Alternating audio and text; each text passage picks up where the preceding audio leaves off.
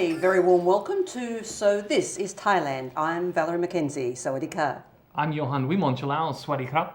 And I'm Thapani Manawet. สวัสดีค่ะ Now, for years there's been a movie around called The King and I, and that is not as it's seen here in Thailand. It is actually banned from the kingdom.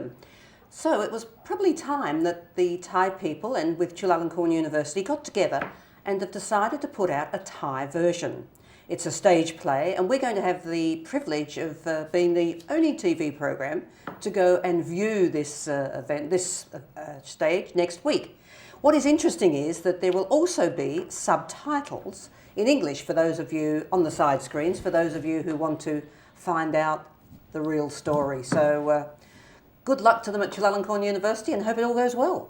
Well, there seems to be a lot of interest or increasing interest in having stage shows being done here in Thailand. I know Miss Saigon is coming up soon, and if you didn't have a chance to fly to the U.S. or see it in Europe on Broadway there, or it's great that they're able to bring those productions here. I'll bet they do have a Thai cast, so they have that locale. They have made it local. It is one of the very, very popular plays, and it's been around for ages. And also, it's good to see that they're also being staged in the Thai version as well. So all the Thai songs and stuff makes it a little bit more accessible to the locals. I think it is, and I think particularly with The King and I, it's impressive because we've only got the Western version of an interpretation. Now we're going to get the Thai version, which I think is... if you're a Thai, it's more important, and that, in fact, the one that was made overseas made a lot of money for a lot of people. I hope this one, in fact, puts the story straight, and we're able to share with the expats and share with Thais what really happened, or the Thai version of what happened. It's good to get two sides of the story. Exactly right, indeed it is. Also, of course, there's a lot on at the moment because we're coming up to the Music and Dance Festival, so there's going to be operas and dance and ballet and local performance from all around the world. So that's a must-see. Go to the website and you'll be able to get a lot more information. Well, one of the things that have really made all these cultural activities possible is the facilities. They've really invested a lot in providing, really quality areas for stage plays, for dances, for all types of concerts, not just in one location in Bangkok, but spread around. So there's a lot of, if you haven't been to one of these places, such as at the Thailand Cultural Center, or even up on Ratcha. What's the name of the one on Ratcha? Oh, it's a private one though, the Muang Thai Ratchadarlai Theatre. That's is that right. the one you're talking about? Yes. And also M Theatre on Petbury Road. Yes. But that one has very bad parking lots. Most of them do. What about the talk of the town? Well, the talk of the town, sadly, I must say, starting off with, while the rest of the world is enjoying 4G and beyond, we are still struggling to get 3G here in Thailand. But hopefully, with the 3G auction coming up very soon, Fitch Ratings has stated that they don't think that there will be any issues in terms of downrating the credit ratings of the three major contenders. We're looking at AIS, DTAC, and True, looking to hopefully get in there as well.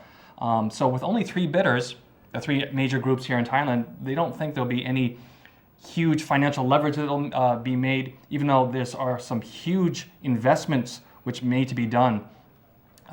Basically over the next 3 years, it's going to be some huge infrastructure costs. Have you been following the story?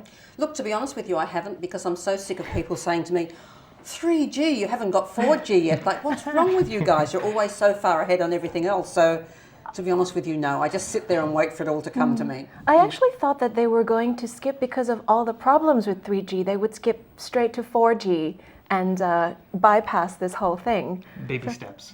No. Baby steps. That would be, Giant leaps, surely. Well, you're looking at 45 megahertz of the spectrum, for those who understand the telecom industry. And they've divided it into chunks so that, technically speaking, each one of the three companies could get their own little 15 megahertz bit.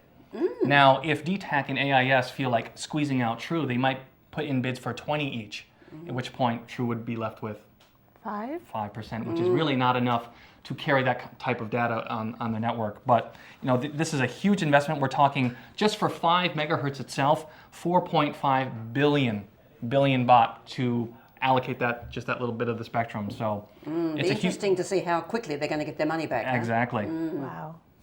Well, What else is on? I guess we're looking at paying higher prices for our mobile subscriptions. That's not good news.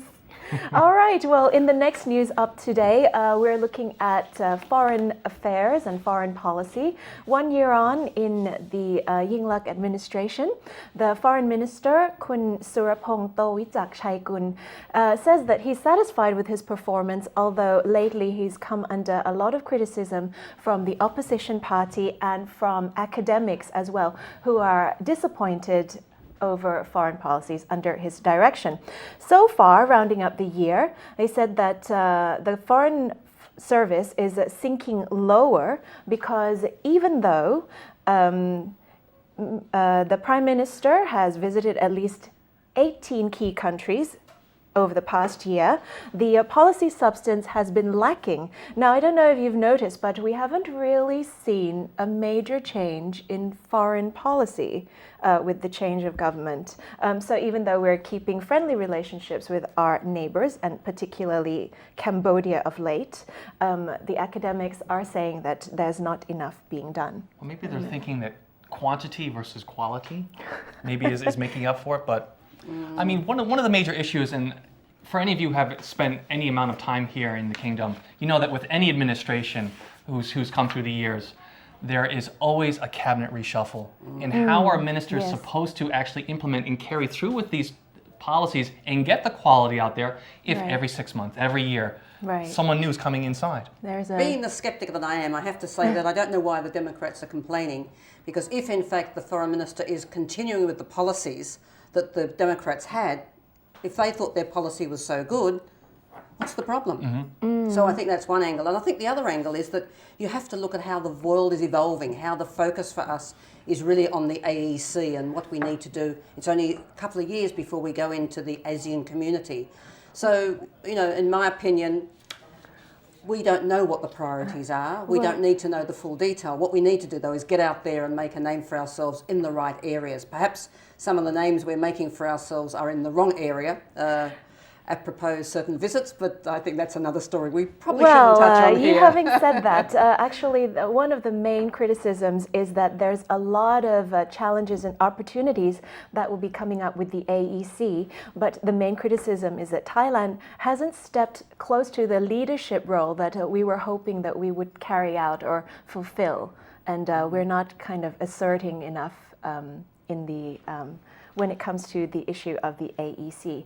And also in terms of disseminating information to the public as well. Did you hear something about NASA wanting to use Utapao Airport? Yes, we did. Right. Well, apparently not enough people heard about it, and that is one of the issues that's being discussed. But not enough people might have heard about it, but I have to say it was stopped.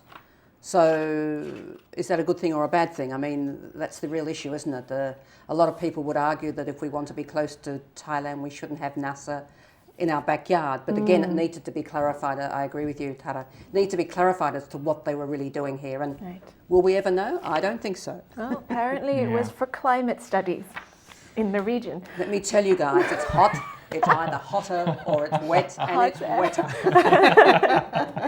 All right, so moving along to the next issue that we want to discuss then is about immigration. Now, the Immigration Bureau is shifting into high gear, they say, and they are very well prepared for the full reopening of Don Mueang Airport on October 1st.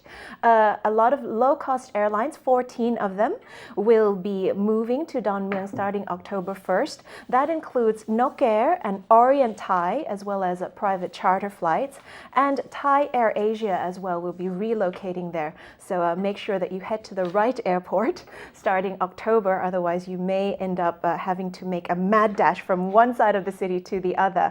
They're going to be using state-of-the-art technology when it comes to immigration, starting with the automatic passport screening systems, which are very new to Thailand but very efficient. They get through between 8,000 to 10,000 passports.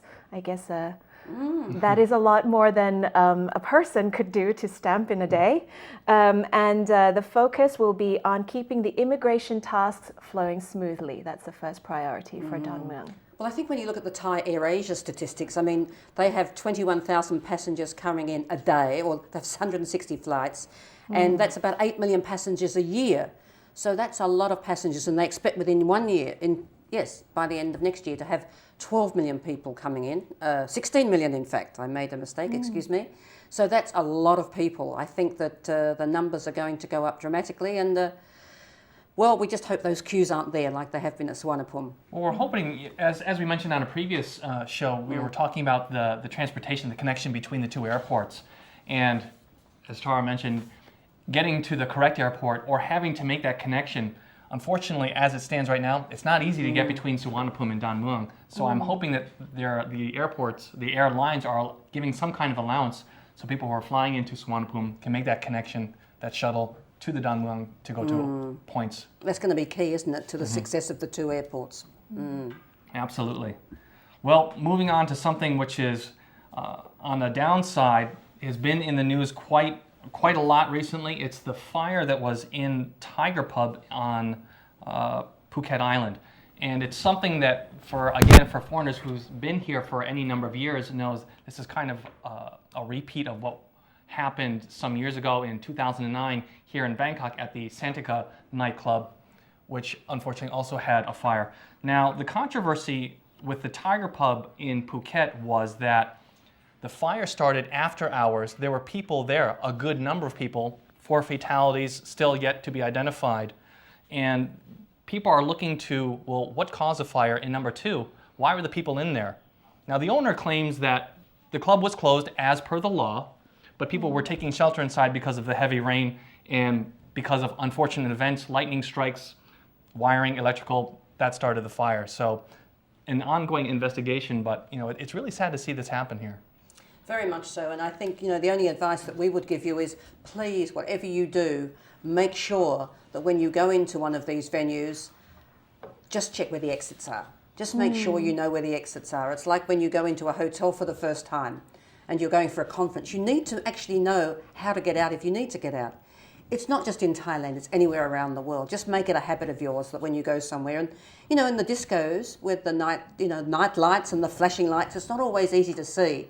So you really, really need to actually get out there and find where they are and make sure that you can get to safety if you can. Of course, with the pub, in fact, most of the people that had the problem were on the 2nd floor, so they had to get down. Another issue, but again, they may have been able to go a different way had they known where the exits are. One of the people that has died, in fact, has been claimed as the British gentleman, and we give sympathy to his family. It's not great news, but hopefully, again, we try to learn from what happens here. Well, sadly as well, most of these clubs tend to get overpacked and overcrowded. And also some of the exits, even though they're indicated or otherwise, get blocked because they want to put down more tables, want to put down more chairs, or lock them up to prevent people from sneaking in or sneaking out. So it's, it's a very risky, and as you said, you have to make sure and look out for your own escape routes. It's the same thing as you don't drive with someone who's drinking. So, just have another precaution on your list. We're going to go to the break, and after the break, I'm going to share an interview with you. Let me warn you, it's a very unusual interview. It's about animal whispering. It's about a lady who's come to Thailand, particularly to have a relationship with elephants. Strange? Well, you listen to the story after the break. Rachel Dunn will be with us to talk about what she's doing and the documentary she proposes. Stay tuned.